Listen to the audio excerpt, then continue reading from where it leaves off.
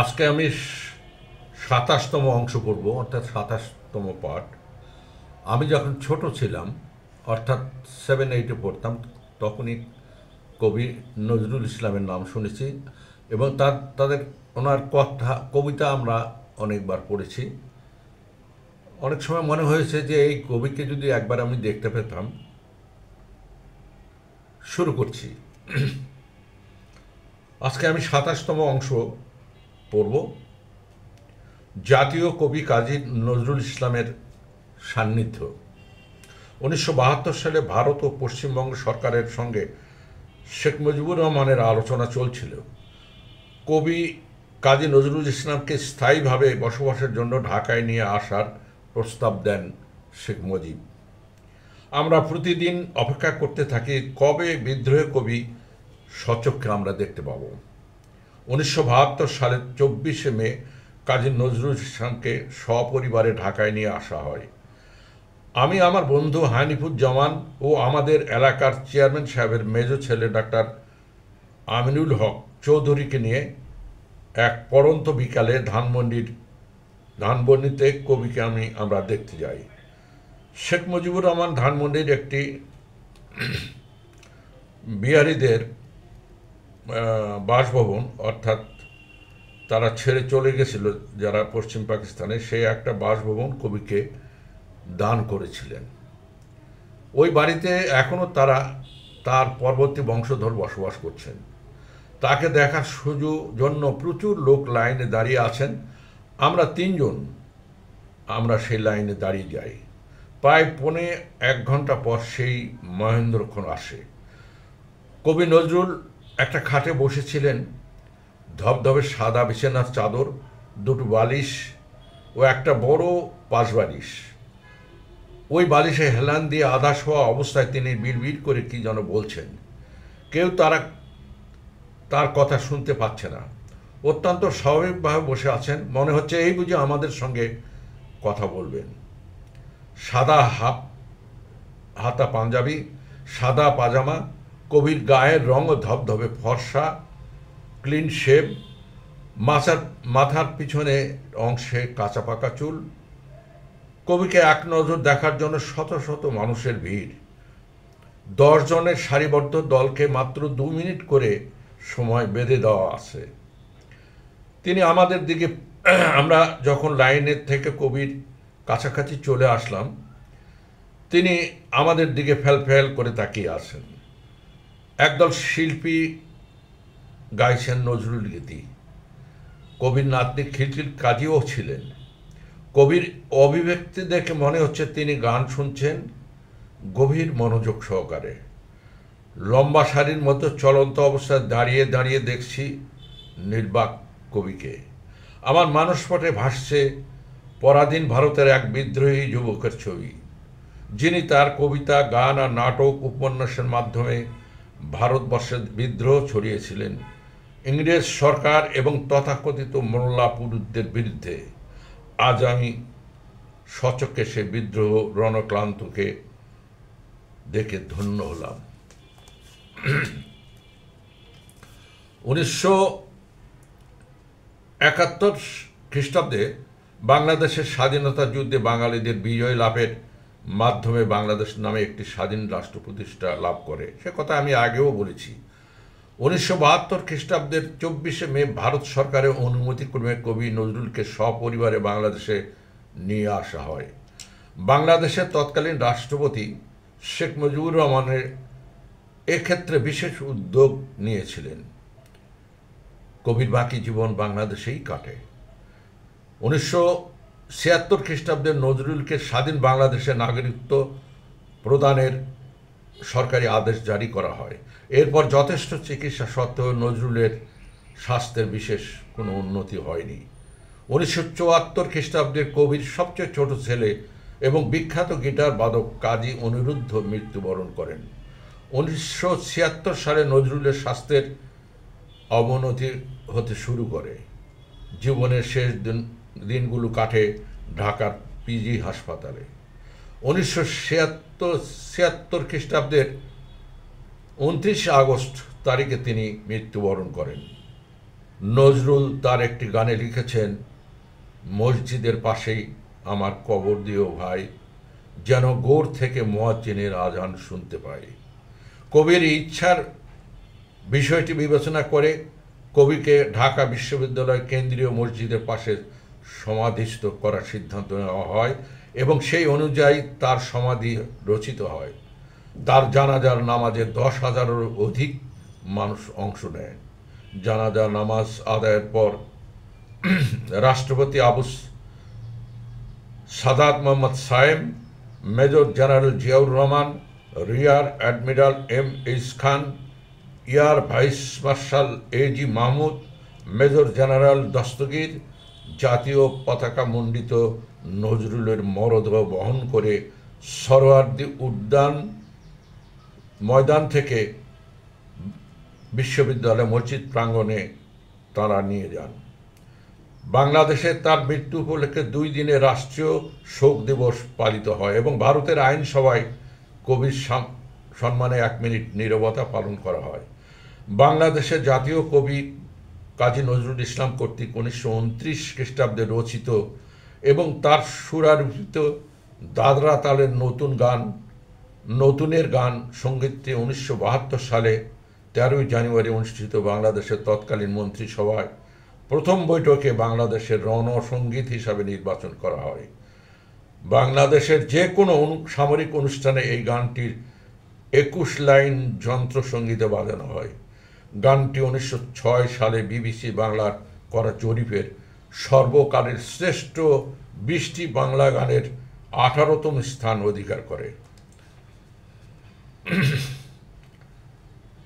দাদা ও মায়ের কাছে আমার বিয়ের প্রস্তাব। আমি মার কাছে মেয়েটির কথা বলি। মা আনন্দের সঙ্গে ওর ঠিকানা জানতে চান। ঠিকানা নিয়ে মা মেয়েটাকে চিঠি লিখেছিলেন, তবে কি লিখেছিলেন মেয়েটা তা আমাকে জানায়নি। আমি তো আগেই বলেছি আমার মা কোনো লেখাপড়া জানতেন না, কাউকে নিয়ে হয়তো লিখিয়ে নিয়েছিলেন। তবে বিয়েতে মায়ের সম্মতির কথা ছিল চিঠিতে। মা যখন জেনেছেন দাদাও বিষয়টি জানলেন, কিন্তু দাদা এই বিয়েতে রাজি ছিলেন না, কারণ দাদার ইচ্ছা ছিল এলাকার সম্ভ্রান্ত কোনো পরিবারের মেয়েকে আমার বউ করে আনা। অনেক প্রার্থীর অভিভাবকরা দাদার কাছে প্রস্তাব নিয়ে এসেছিলেন। আমার MA ফাইনাল পরীক্ষার শেষে আমি বাড়ি গেলে আমাকে পাত্রী দেখানোর পরিকল্পনা ছিল দাদার। আমি বাড়িতে আসার আগেই মেয়েটা একটা চিঠি লিখে সব জানালো। ঢাকা থেকে নওগাঁ এসে ফেরুজবাবু বাসায় 1 রাত থেকে গ্রামের বাড়ি আমি ফিরে এলাম। বাড়ি এসে ওই মেয়েকে বিয়ে করার ইচ্ছার কথা দাদাকে জানালাম। আমার কথা শুনে দাদা খুব রাগ করলেন, বললেন, এই জন্য কি তোকে আমি লেখাপড়া শিখেছি? দাদা বেশ উম্মার সঙ্গে বললেন, আমাদের জন্য শহরের মেয়েরা ভালো হয় না, আমরা গ্রামের সাধারণ মানুষ। এখানে তোর জন্য ধনী পরিবারের সুন্দর সুন্দর মেয়ের প্রস্তাব আসছে আমার কাছে। আমি তোকে এলাকায় বিয়ে করাতে চাই। এতে অমত করলে খুব কষ্ট পাবো। আমি খুব ছোটবেলায় বাবাকে হারিয়েছি, তখন থেকে দাদা আমার ধ্যান ধারণা এবং জ্ঞান। বাবার মতো করে আমাকে লালন পালন করেছেন। আমিও দাদাকে প্রচণ্ড শ্রদ্ধা, ভক্তি ও সম্মান করি। এ বিয়েতে দাদার অসম্মতি আমাকে বেশ দুশ্চিন্তায় ফেলল। আমি দাদার কথার বিরুদ্ধে আর কিছু বলার সাহস পেলাম না। ইতিমধ্যে খবর দিয়ে মাকে শামপুর থেকে আমার বাড়িতে নিয়ে আসি। মাকে সরাসরি এই প্রথম ওই মেয়েটার বিয়ের কথা জানালাম। মা বললেন, তোর দাদার আগে মানুষ, কি যে বলবে আমার ভয় করছে বাবা। আমি তোর দাদাকে এ বিষয়ে কিছু বলতে পারবো না। তাছাড়া তোকে ছেড়ে সেই কবে আমি এই বাড়ি থেকে চলে গেছি। তোর দাদা আমাকে গালমন্দ করলে এখান থেকে আমাকে চলে যেতে হবে। অবস্থা ব্যাগতিক দেখে আমি এই বিষয়ে নিশ্চুপ রইলাম। প্রায় সপ্তাহ 2 আমি একরকম ঘরবন্দিই কাটালাম।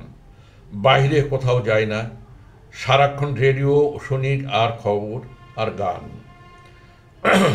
ইতিমধ্যে আমার মা জননী, আমার জঠর ধারণী আমার মুখের দিকে তাকিয়ে যেভাবেই হোক ওই মেয়েকে বিয়ের ব্যাপারে দাদার সম্মতি আদায় করে নিয়েছেন। একদিন খাওয়ার সময় দাদা আমরা বিছানায় বসে সেই সময় আমরা খেয়েছিলাম, এখন তো চেয়ার টেবিল। আমাকে জিজ্ঞেস করলেন, টাঙ্গাইলের ঠিকানা জানিস? আমি বললাম হ্যাঁ।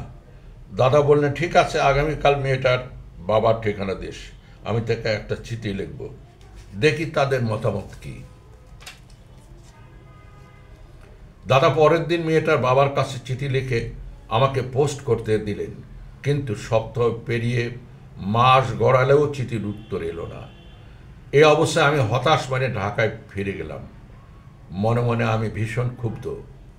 ঢাকা বিশ্ববিদ্যালয়ের রাষ্ট্রবিজ্ঞানে MA ক্লাসে পড়ি, বিশ্ববিদ্যালয়ে নিয়মিত ক্লাস করা এবং লেখাপড়ায় আবারও আমি মন দিই। আমি বিশ্ববিদ্যালয়ে হল পরিবর্তন করে মহাসিন হলে উঠেছিলাম। মহাসিন হল সূর্য সেন হলের পাশে, 2 সিটের রুম। নতুন রুমমেট হিসাবে পেলাম ভোলার রমিজকে। রমিজ আবার বিবাহিত, তার সঙ্গে থাকতে আমার ভালো লাগে না। সে সারাক্ষণ তার বিবাহিত জীবনের গল্প নিয়ে মশগুল থাকত। মহাসিন হলে খাওয়া আমার মুখে রুচত না, তাই নিউ মার্কেটের একটা ছোট্ট খাবার দোকানে, হোটেলে নিয়মিত খাওয়া দাওয়া শুরু করি। কিন্তু আমার রুমমেট রমিজের আচার ব্যবহার বা কথাবার্তার একরকম অতিষ্ঠ হয়ে আমি আবার জগন্নাথ কলেজ, আমার সেই পুরনো ঠিকানায় BR হল অর্থাৎ বজলুর রহমান হলে সাময়িক সময়ের জন্য ফিরে গেলাম, যদিও সেখানে আমাকে ট্রাভেলিং করতে হতো।